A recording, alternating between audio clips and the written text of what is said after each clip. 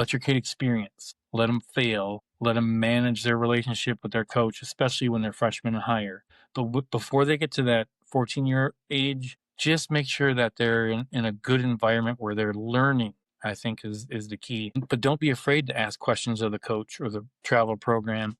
They should be able to talk to you on that. They should be able to communicate and engage you and say, here's what I'm planning for your son or daughter. It doesn't matter what sport it is. So I would say just be cognizant, but don't be so concerned about what everybody else is doing. You are listening to the Beyond the Scoreboard Podcast, transforming athletes into leaders on and off the court with host Coach Furtado. Coaches, are you ready to take your passion for coaching and turn it into a full-time career? I know the challenges firsthand, but the Make Money Coaching Sports program helped me take BTG basketball full-time. If you're tired of juggling coaching part-time and want to fully focus on doing what you love, this business accelerator will give you the tools and support to make it happen. Hit the link in the show notes below to learn more and start living your dream. Hello, everyone, and welcome back to another episode of the Beyond the Scoreboard Podcast. Today, my guest is Darrel Cole. Darrel has been coaching youth sports for over 30 years. He's an assistant coach at Thousand Oaks High School, and most importantly, is a father to a young athlete. Darrel, welcome to the show. Thanks, Justin. Glad to connect. Of course. So I actually want to start this podcast and share with everyone that Darrel and I met at a youth basketball tournament. He came up to me, talked about the beyond the game, beyond the scoreboard work. We just really aligned on philosophy because, there's a lot of chaos, right, when we go to these tournaments. And, I want to start this podcast with what is one of the craziest youth sports tournaments you've experienced in your 30 years? Wow, that's a good one. There's been a few. And first of all, Justin, I got to know BTG just through Instagram. And I saw the messages you're posting. And as in real life, I'm a public relations communications person. So I really like the message that you're all sending out there. What you're trying to do in youth sports isn't really being done. A lot are talking about it, especially at this travel club level, right? Right. But you're actually doing it with the foundation. That is amazing because I don't think there's enough opportunities being put out there for children, young kids especially, below 14 years old, that are at risk in rural and urban areas. It's not just urban, it's rural too. And those are being left behind.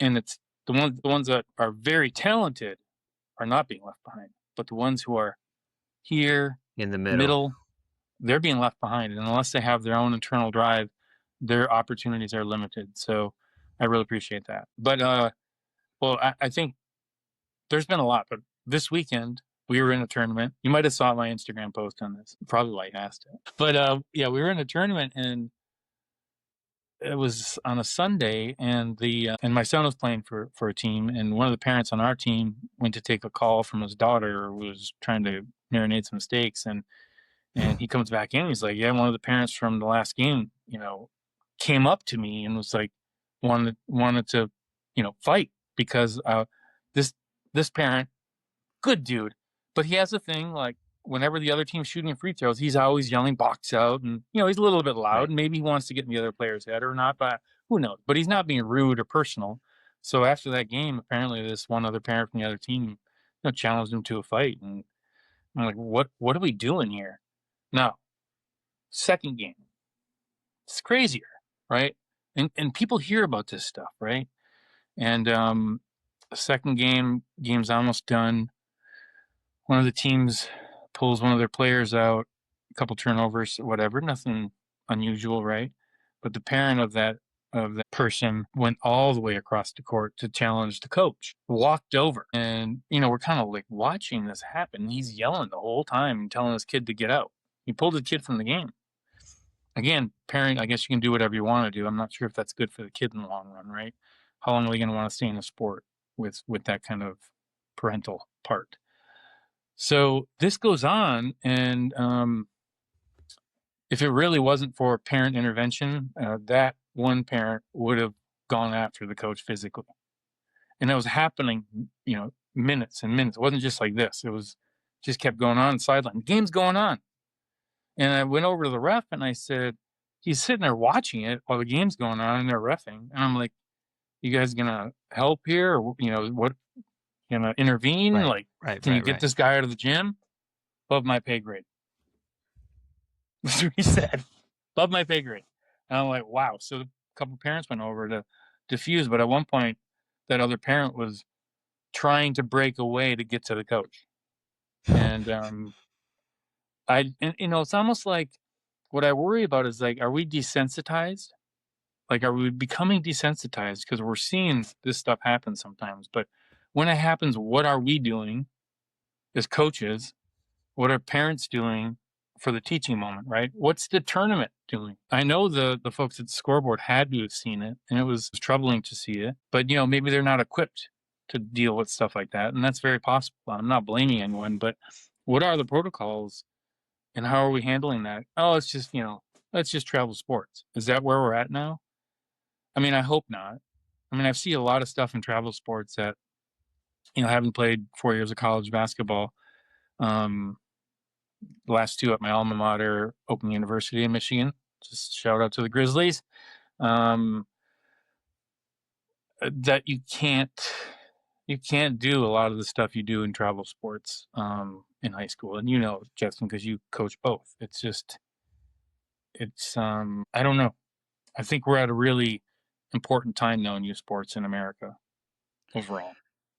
Yeah, and that's why I wanted to be frank. Why I wanted to have you on the podcast and have this conversation. And I wanted to ask you that first question because it would get to the point that I want, which is where we're at with travel sports. It's unacceptable. And Yeah. there's no other way around it. We both share that. I think with this episode, we can give some tools to parents. And so for you Yeah. as a parent, we were talking a little bit before on the show that you've been coaching your son for a while too, right? You played college basketball. Now, obviously, you have more basketball experience than your son. As a father, how do you help navigate your son's relationship and experience with basketball? That's a really good question. When he was younger, I always took the tack that even though I love sports shaped me growing up, and Right. my path was I couldn't make a layup as a freshman in high school, and I got this coach as a freshman who was really tough. He couldn't survive today, but he coached for 40 years, but he wouldn't work today. But he's what I needed, right? I needed someone to say, if you want to be good at anything, you got to work your butt off, very forcefully. And I'm like, wait Right. a minute, if I work hard at something, I can achieve it. All right. So he was an all-state football and basketball player, but his name was Mark Brandstrom. I'm going to drop a lot of names today because people influenced me my whole life. My old Oakland University coach, Greg Campy, still there, longest serving D1 coach right now in Division One. But Mark was was exactly what I needed, and I was driven, and I did everything I could. Grew up in Michigan, and after ninth grade practices, I'd go home. Snow, right? Everyone knows what snow is in the Midwest, where I grew up. Went and just shot baskets forever, and then the next year I started on the varsity as a sophomore. 1,000-point scorer. Wasn't recruited or anything, but I wanted to play basketball. That was my dream, and I remember people telling me no, right? So this is the story. Really, it's about, do you want to be better at it as a child, as a youth? There's a point where you're going to decide that. My son's going to have to decide. He's deciding that right now, right? How much he wants to put into it. So you've got to do that, and I think that drove me I just wanted to play. So I went to junior college first and spent 2 years at a rural community college, but we made the national tournament and I'm on the final 24 teams. And then I transferred to Oakland. Couldn't walk on the first year I transferred, but the second year I did. I went to school for 5 years.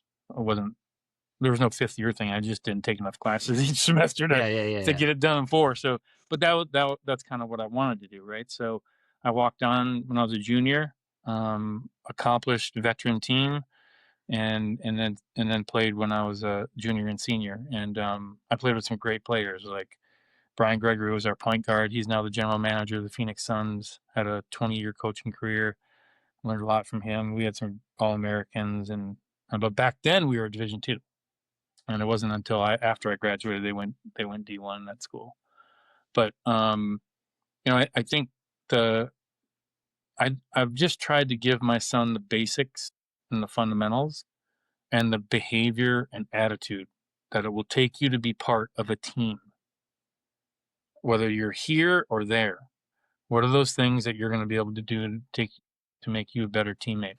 How's your footwork coming off picks? When I was coaching, I coached for a long time in a rec league, and I could shape kids, man. There are kids that I've coached over the years that I still see in high school, and guess what they can do first? They can play defense. So, Yep. like, I would coach 80% defense at those levels because I'm like, if you want to continue on this path, whether you do or not, I don't care.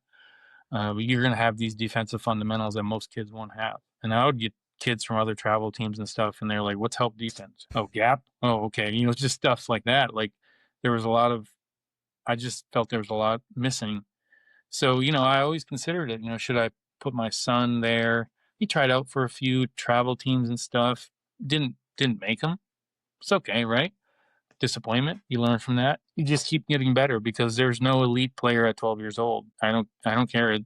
When you get to 13, 14 years old, it's going to be your own drive. So I just try to give him the basic tool, and all the kids I've coached, and help them grow into young men. And I was fortunate enough to be an assistant coach for this one travel team that was very short lived a couple of years ago. That was run by who's a guy who's now a player development coach for the G League in Charlotte Hornets.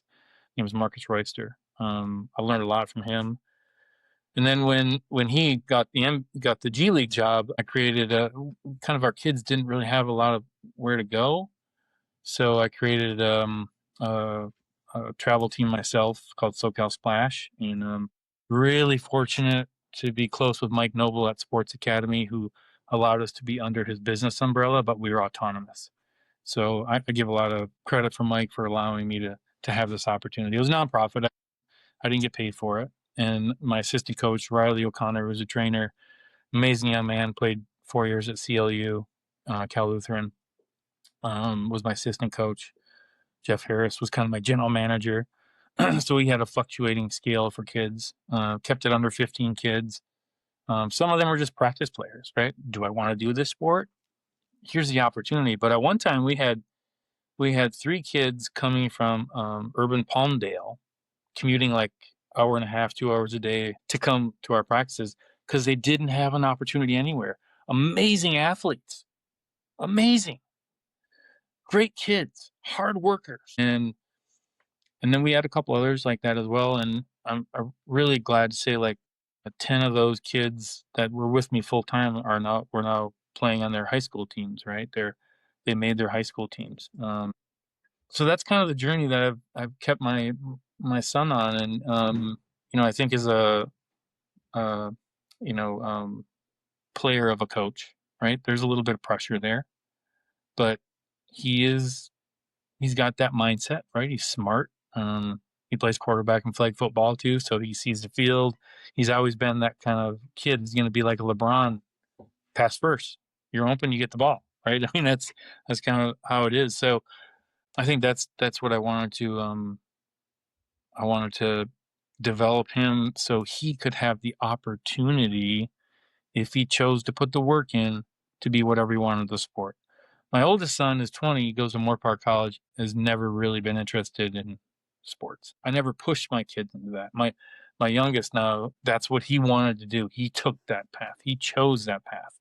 I just gave him the opportunity to learn a little bit what I know, and then give him opportunities where he may not have had them otherwise. And I always just thought, as I was going through this, like, how many kids are being left out because there's not opportunities. I like that a lot. And then I think there's a couple of things. There's one we could talk about access, and I'll follow up with you Yeah. on that in a little bit as well. But while we're on your son, you're talking about giving him a choice, right? What is, I'm sure you have a lot of conversations with a lot of, basketball dads. With that being said, what is the art, right? Because I'm not a father, I don't have a kid. And so I'm just curious, Yeah. like, how do you, yeah, right? When do you push? And when do you Yeah. pull in? Because you talked about also the car ride, right? When you're there, it's the coach player relationship on the ride home. He has to instigate that conversation. And we talk about that at BTG as well. Yeah. So I'm just curious, how some of those conversations you have with other dads, what are some of the challenges because it's not always going to be a black and white answer, like do Yeah. this, Yeah. and because every kid is different. Yep. I think it depends on the kid too, right? Some of them are just really into it and want to talk about their sport all the time. Right. Then that's fine. If they open the door, it's the same way I look at how I manage people in business. You know, I can't constantly nitpick at my team. I Yeah. can't constantly nitpick at my employees. Otherwise, they're going to leave, and Right. your culture is going to be wrong. And so it's the same thing with individuals. The same thing with my son. When he wants to talk, now there are times where if it's a behavior thing, if it's an attitude thing, there are certain things I expect. I expect him to work hard. I expect a lot of those basic things, right? We should all expect that. But it's not happening right after the game. It's not happening on the ride to practice or the ride to the game. I don't have to tell him, make sure you work your butt off today. He should do that on his own, right? If we're telling our kids that, I just think we're pushing them to burnout. And we have to, as parents, and I've seen a lot of young kids over the years. I've seen them burn out and Okay. or just go to a different sport. And we have to be cognizant of that as parents. I'm cognizant of like workload, like basketball now. Gosh, Justin, you're in it. You're seeing it. It's like a 12-month thing now for these Yep. kids. And I think when they're 14, 15, they can make choices like that, but they still have to be careful about the wear and tear. They have to be careful about the repetitive injury thing. You got to be doing the right kind of training during this off season. The weight training, the plyometrics, the stretching, all those really key things that are science is all based. There's a lot of science around it. It's not hard right now to do that. I do remember like after the season ended, and it's a long season for these kids, even as freshmen, right? New school, like 8-month season, 7-month season, 30 plus games, sometimes almost 40. It's a lot mentally and physically. And you can't expect your children or your players to be locked in for that amount of time. And even look at the travel. Like, can they be locked in 100% for 4 games on a weekend? I don't think so. I think it's a lot to ask. So that doesn't mean we don't push them, right? I think I look at leadership. I think this all boils down to leadership. And like I've led my teams and built teams from the ground up in the industry I work in from the perspective of there's some principles you have to have. One of them, the most important, is compassion. And people think compassion and empathy is soft. Justin, it is not. It is not fuzzy. It's having difficult conversations for the good of an organization or a team, right? It's being honest about it. It's being calm about it, even though it's going to impact an individual, right? You're going to tell that player or you're going to tell that employee, this is not the best role for you. Here's what your role is. Some will accept it and some won't. And but I think the thing is that some folks on this call me let me know Vince Lombardi, right? We're not Vince Lombardi as coaches. Don't be a Vince Lombardi because you're not a Vince Lombardi. You're not a Tom Izzo. You're not a Mike Krzyzewski, especially a Tom Izzo, right? I was fortunate when I was young, before he got to Michigan State, he had held these basketball camps, and I'd go to his basketball camps every summer. And that dude you think he's hard now. Oh my God, you should have saw him back then. But I do remember one basketball camp, I won Mr. Hustle Award from him. And I'm like, that's the best thing in my life right there. Right. That inspired me. But um, we're not those coaches. Coaches, I'm telling you, all you coaches, you're not Tom Izzo. You're not. You're not Bill Belichick. You're a coach that your job is to shape young people, to give them tools to build. And you're not going to do it by screaming in their face all the time. Maybe there's some kids that'll react well to that. I did as a youngster because I grew up without a father. I needed that. I needed someone to like kick me in the butt, be right in my face. I didn't know any better, right? But today's kids are different, man. And I think we have to understand who we're talking to. And we have to come at it from compassion and empathy and calmness, not frustration and anger. And that doesn't mean we're not correcting people and that we're not driving them. And, I'm gonna ask anyone. Like, I'm the loudest in the gym usually when I'm coaching, when I'm a head coach, when I've been doing head coaching. As an assistant, I gotta know my role more and sit there and and support, right? So I can do that. But when I'm a head coach, I'm loud, I'm vocal, people can hear me. But I'm not ever yelling at the kids. I'm like, let's go defense. And if they do something wrong, I'm gonna take them aside and talk to them. Sometimes I will get impassioned and they're gonna see it, but it's because I'm like, I believe in you, man. Let's get this done. I know you can do it, right? And I think we have a duty to develop young players and not wins. When you get higher level in high school and college, you got to produce. You got to win. You're coaching freshmen right now, Justin. I am coaching JV You're gonna coach boys and JV boys. yeah. Okay, so you have some pressure there, right? There's that balance, but you can still do it the right way. And I think that's the message that I think we all just got to step back, man. We just got to step back because if we're the ones pushing that kid to be something they're not, it won't work. You can't force it. You can't force it. It's got to come from them at a 14, 15, and certainly as they get to JV and varsity. It's got to come from them. And it's like if they keep doing the same things that you tell them not to, you don't have a choice but to have that compassionate discussion, right? And it's going to limit your playing time, but it's for the better of the team. But and it's hard because you get caught up in it. And I'm sure that parent at that tournament I was at didn't plan to go there to yell at the coach and almost physically attack him, right? But they just get so wrapped up in it. And if he knew what the look on his kid's face when he was doing that, it was just so sad. Because I can't imagine that young man is going to continuing to play, 13, 14-year-old, and then continue to play, knowing that he's got that parent that might do that again, right? Yeah, it's traumatic for a young man. Yeah. That's traumatic. Yeah. It's not an experience that they want. Some of the things that I think that I'm hearing you say and talk about is there's a difference between coaching and teaching, right? We think about the Yeah. best coaches, right? The best coaches are the Belichick's, Izzo, Coach K. They're in your face. They demand a lot, and their job is to win. If they don't win, they get fired, right? That's right. We are in the youth sports world.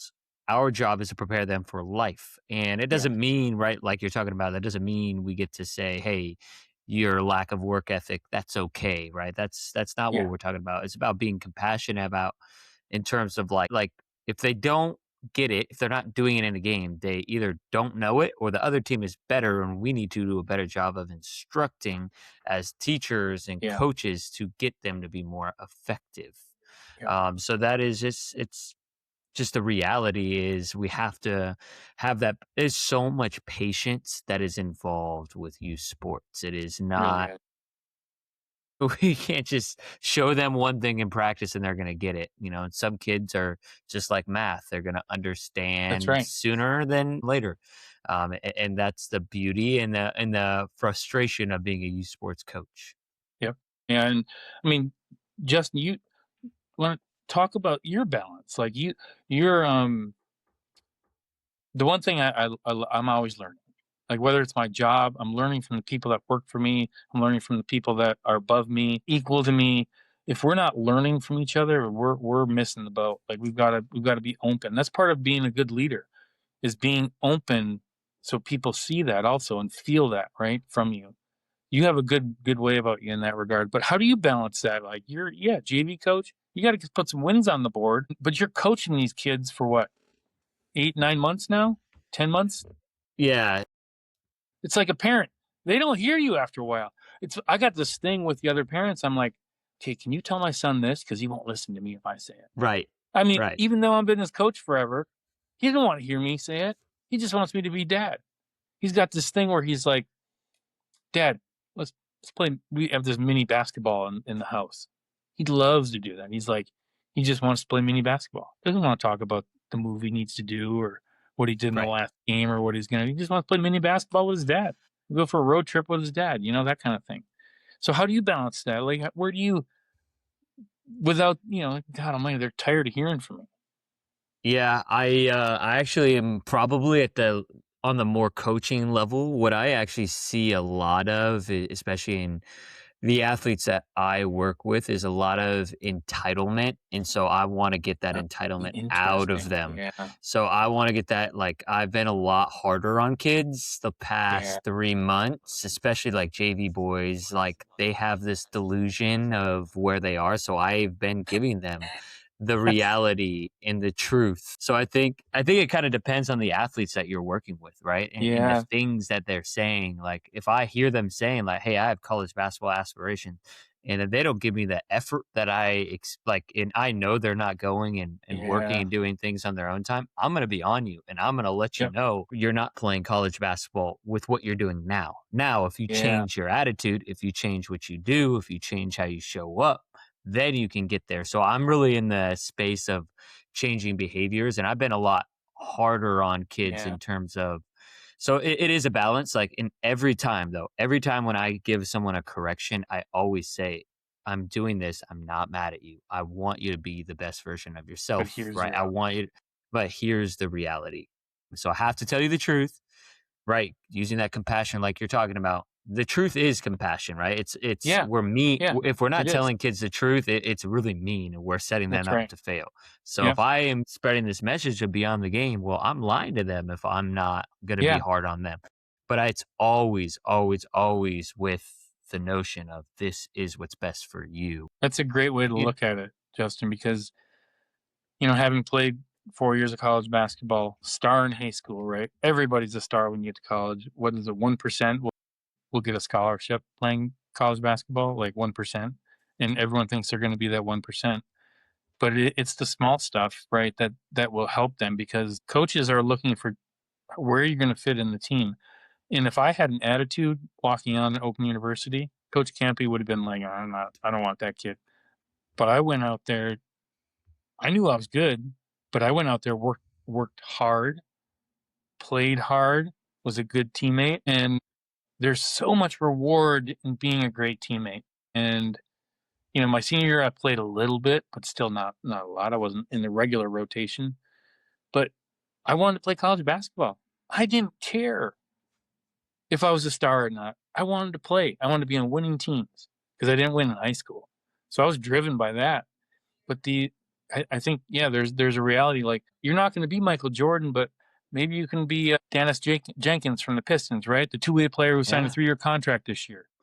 Yeah. Played at 4 schools, was walk-on, then played for Patino and didn't get drafted. And even he's ultra talented, right? But don't even look at that. Look at the bench players that are playing in college now. Look at the teams that didn't even make the tournament, the 62 team tournament, right? That are playing the bench. What is your role going to be? Can you accept your role? Can you be on the team? And I played with some pickup games in Detroit and other places. There were some unbelievably talented players, but they could never fit in a team, right? And you've got to have the right mentality to be a team player. And especially at the college level, you've got to have the right mentality. And if you can't, you're not going to be. It doesn't matter how talented you are. We had talented players that got kicked off teams in college. Unbelievably talented players. During the season, one kid with 37 points, 15 rebounds one game, maybe a month later, he's kicked off the team. Coaches won't tolerate it anymore, and they don't have to. And the fact of the matter is coaches, D1 schools aren't recruiting high schools anymore, right? They're recruiting other schools and the transfer portal, and so you got to get your start somewhere. There's all that, and that attitude part of it is so big, and that's what I would try and, you know, it's funny because that's exactly what I was doing when I was when I was on those travel teams. Like, get rid of the size and get rid of the, oh my god, I missed that, and get rid of the drooping shoulders and just play, right? Forget it. Get rid of the 15 dribbles, and which is a lot of what travel ball is right now. Just 2 or 3 kids. You're just like, okay, just Yeah, it's crazy. Yeah, no, No, it's it's crazy. stupid. There's I love no that you team do that, though. basketball. I love Yeah, that you do you that. have to play team basketball, and we've lost some players, some higher level players, just because, Yeah, I don't know, and that's okay. Like, it's okay if how we it's lose gonna happen. some higher level players, if they want to go play and do something else that's not within our values, and that's their Yeah, choice, right? If we're that's talking right. about athlete choice here, I think Yeah. that's something that's really And I think the other reason, and the reason that we're seeing some of that is like what gets celebrated on social media, 15 Yep. dribbles, step back jumper, right? Mm-hmm. And so what we're doing, trying to do at BTG, I'm trying to figure out, I got to streamline it, right? We're both business people, so it's figuring out how to Yeah. streamline. How do I capture the content of the defense, the assists, Yeah. being a Yeah. great team player? So I'm trying to figure that out in a Just keep way. sharing those videos and clips instead of the Exactly. scoring part, right? Exactly. Easy to The capture problem, the scoring. it's easy to capture the scoring, and everyone has the AI, and the AI tracks the ball. So all the clips that the AI is creating is like all these Yeah. on-ball shots. So I'm trying to figure that out, because what you Look at that celebrate help gets repeated. defense. Yeah, exactly. Oh yeah, Only help coaches defense is definitely, appreciate that. I'm always looking yeah, like, where's that kid on help defense? Where is he in the gap? How is he? right, Is he seeing the right, court? Is his head up when he's dribbling? Just stuff like that. But yeah, it's hard not to get into that, because honestly, I even share videos of my son when he's scoring, right? yeah. And so it's like, yeah, that's how you do it. Yeah, what you get celebrated gets repeated. And I think some of the behavior that maybe our generation, I played a little bit of AAU, but not a lot. But Yeah, this generation, yeah. they play it year round, They and play they year know round. 4 games are coming. Yep. So sometimes, that entitlement creeps in. If we don't play hard, I got another game, Yep. right? I think we need less games. I'm taking out some of my teams. I think When so. I heard you talk about the 4 games, like, we're just going to do some more shootouts. Like, we don't need to I play think that's 4 really good. games I think all that's the great. time. I think that's great, Justin. And especially with the year-round basketball now, it's just a lot, man, and it's a lot. And it wasn't long ago where kids were playing so much more multiple sports. We really Coach Balto is the head coach at TO High School, and coaches the right way, man. It's a great program. I'm really proud to be part of it. He encourages kids to be multi-sport athletes because he That's knows the awesome. benefits. That's rare. It's rare. Yeah, it is rare, but he knows the benefits, and I think there's that understanding amongst the coaches here that we do that. But it is true. Like, you build your body in different ways. My son will start flag football next week, NFL flag, and see me, and gonna have fun with it, and he'll learn some different things, and it'll be different for his body and all that stuff. But I think what it comes down to is, like, as coaches, as leaders in particular, our job is to develop these players, and this is how I run my business, my staff. I want to make them the best they can be while they're with me. I Yeah. want them to reach what they want to reach with me, knowing in the business world, I'm not going to keep them forever. Can't. So I tell them this, Justin. I tell my staff, I tell my senior staff that report to me, and the junior staff that report to me, right? And not everyone does this as a manager in business, but I tell the staff this all the time. I want you to reach your goals with me. I'm going to help you get there. I hope you stay with me after that, but you may not. You may have some other amazing opportunity. And guess what? I'll be honest with you and let you know if it's a good one or not. I'll be honest with you about that. If we take that mentality with sports and the youth, then it doesn't matter if they move, right? Right. We've done our job, because they Right. got to go on somewhere else they think is better. It may not be, right? And we can have an honest conversation with them and their parents about Right. that. And I've had employees over the years that have had an amazing offer from somewhere else, and I'm like, let me be an honest broker with you, right? Because they know that's how I am. Yeah. And we talk about it and we think through it. And maybe it's not the most stable company. Maybe it's not the best manager. Maybe they're not sure what they're going to be doing. And then they choose to stay. But some of them choose to leave. And I've had some great employees leave me, and it's been awesome, because you get to do that. You get to shape them. And that's what our job is to shape them. And it doesn't matter where they end up. Maybe they'll never Right. play sports again. I heard you last week on your podcast talk about, it's the ones that follow up with you after. They still talk to you, and they're still there, right? That is the most rewarding thing. And it was probably maybe 10, 20 years that I would send a Father's Day card to my high school coach every year That's awesome. on Father's Day, because he was that person for me. He shaped my life. He helped me become successful in everything I did, because I knew if I worked hard, and I worked harder than anyone else, I can do what I want. So Yeah. our job is to shape them. So coaches, let it go. You may not keep him. It's okay. Right? Yeah, exactly. Yeah, I had that, and one of the kids, I think he chose a different club team, and he said his text verbatim was, "Coach, I hope it's all good. I hope there's no bad blood." I'm like, dude, there's never going to be any bad blood between me and you. I always want the best for you. Nice. Like Doesn't mean at it's the end, easy like though, right? yeah, it's like and he was a good kid. Like he was Yeah. actually a kid. It's not Yeah. one of those kids I'm like, he could go play for another team. It's Yeah, like a yeah, kid I right. really, like there are people I'm sure that we've had in our own businesses and life, and I share the similar thing with our coaches as well. Like I want to help you get to where you want to go. We have a young Yeah. coach on staff who actually I think he was coaching against your son. He's an amazing Yeah, coach. Sean, right? Yeah, Coach Sean. I met him.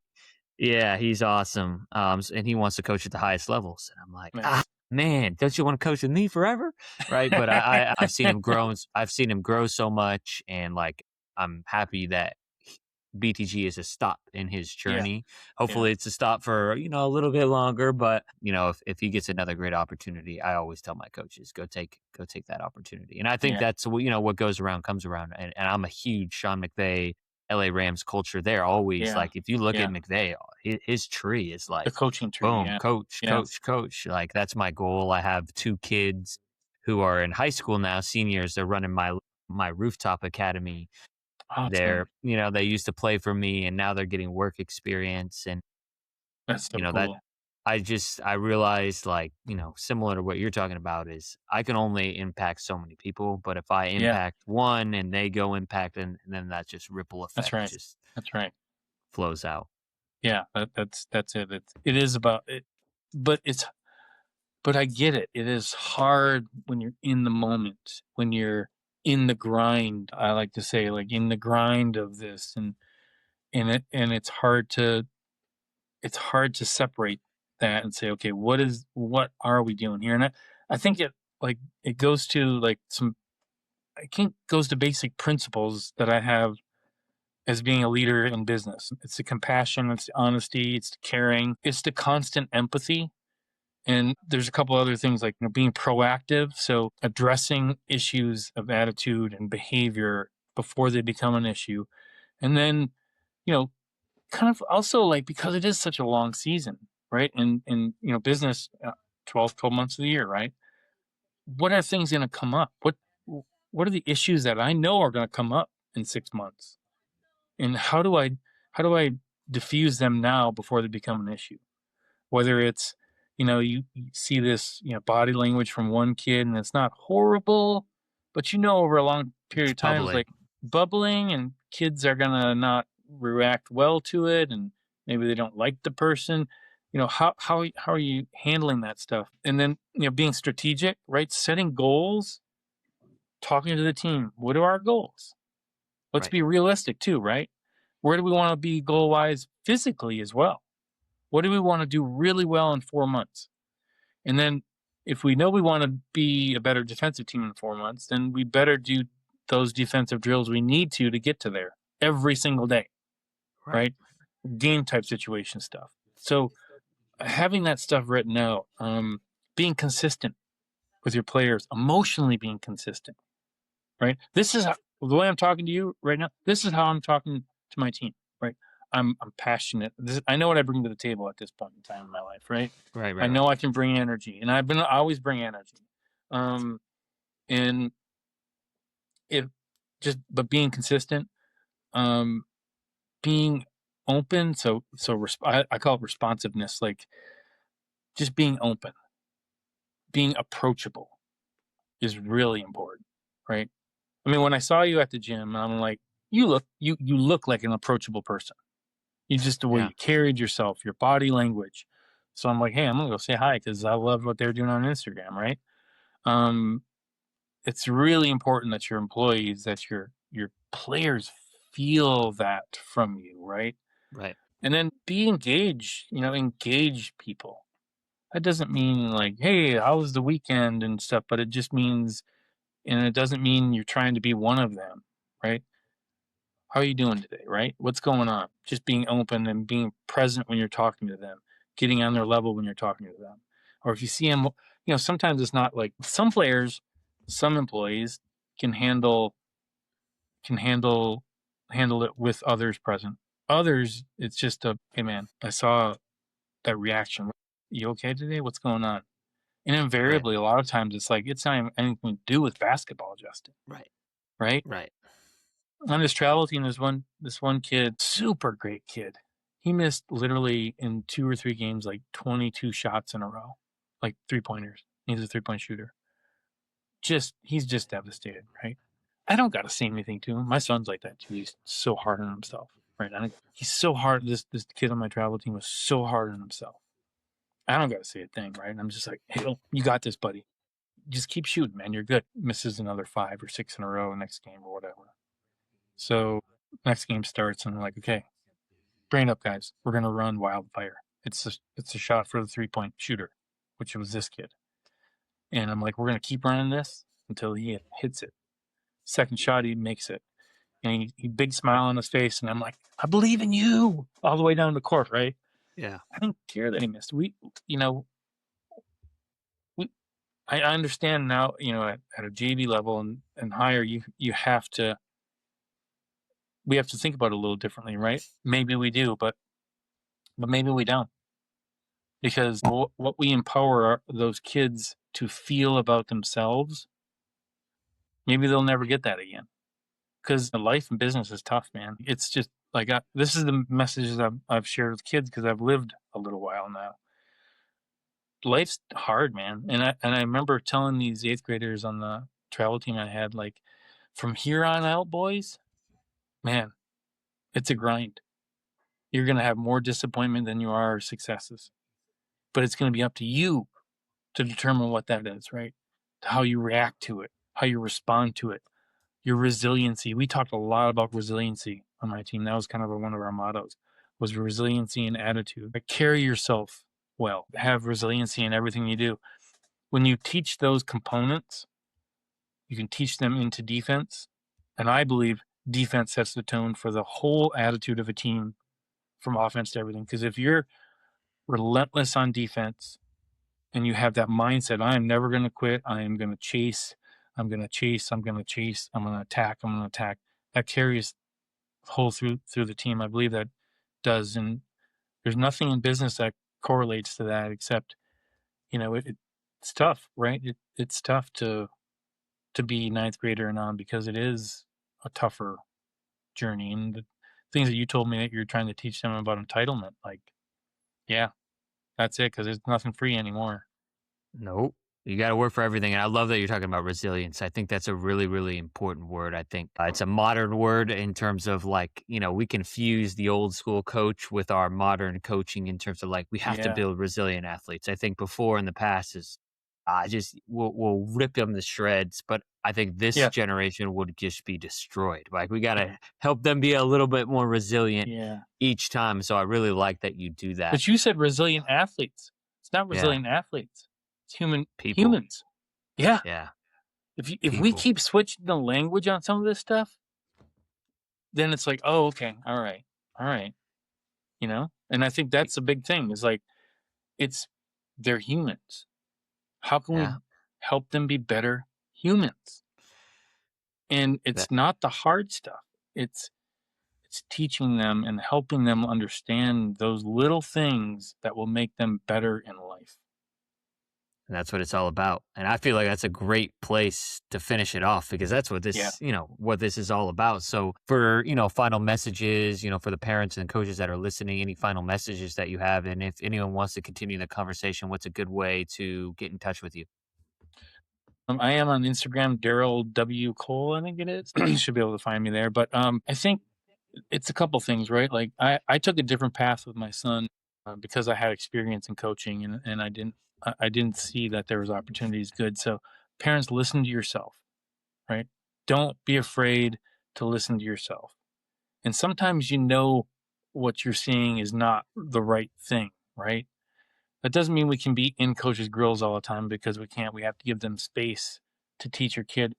And then secondly, it's this fine line. Let your kid experience. Let them fail. Let them manage their relationship with their coach, especially when they're freshmen and higher. But before they get to that 14-year age, just make sure that they're in a good environment where they're learning, I think is the key. But don't be afraid to ask questions of the coach or the travel program. They should be able to talk to you on that. They should be able to communicate and engage you and say, here's what I'm planning for your son or daughter.